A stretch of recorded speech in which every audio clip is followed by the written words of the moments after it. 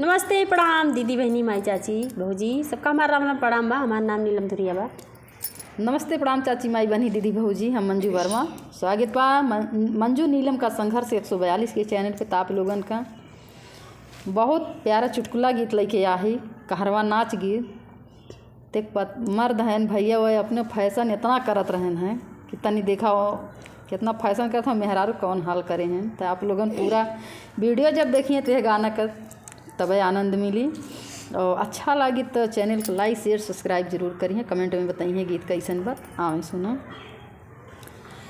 पियवा फैशन बाजी में बिता दले उमारिया, पियवा फैशन बाजी में बिता दले उमारिया, बिता दले उमारिया, बिता दले उमारिया, पियवा फैशन बाजी में बिता दले उमारिया, पियवा फैशन बाजी में बिता दले उमारिया।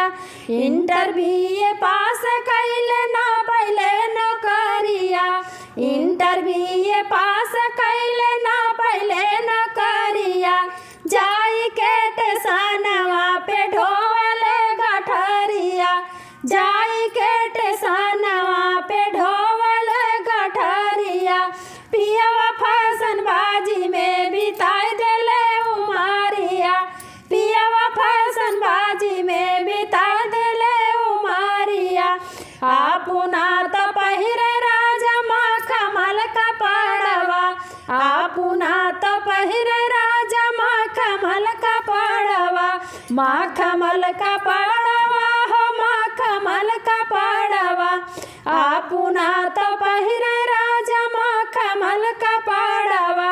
हाथवा में ले राजा रेशमी रुमालिया, हाथवा में ले राजा रेशमी रुमालिया, घर में वन के मेहरी रोवना पवलु घरिया, घर में वन के मेहरी रोवना पवलु घरिया, पियवा फैशन बाजी में बिता दले उमारिया, पियवा फैशन बाजी में बिता दले उमारिया।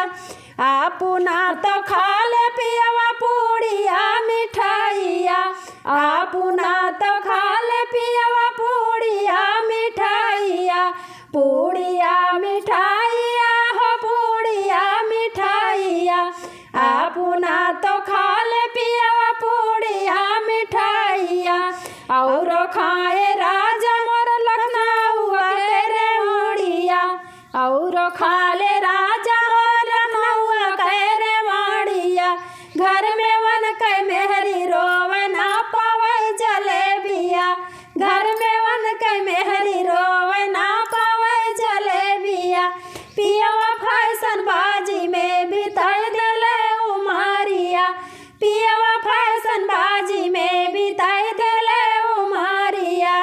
आपुना तो ओढ़ पियवा मखमल रजाइया, आपुना तो ओढ़ पियवा मखमल रजाइया, मखमल रजाइया हो मखमल रजाइया, आपुना तो ओढ़ पियवा मखमल रजाइया।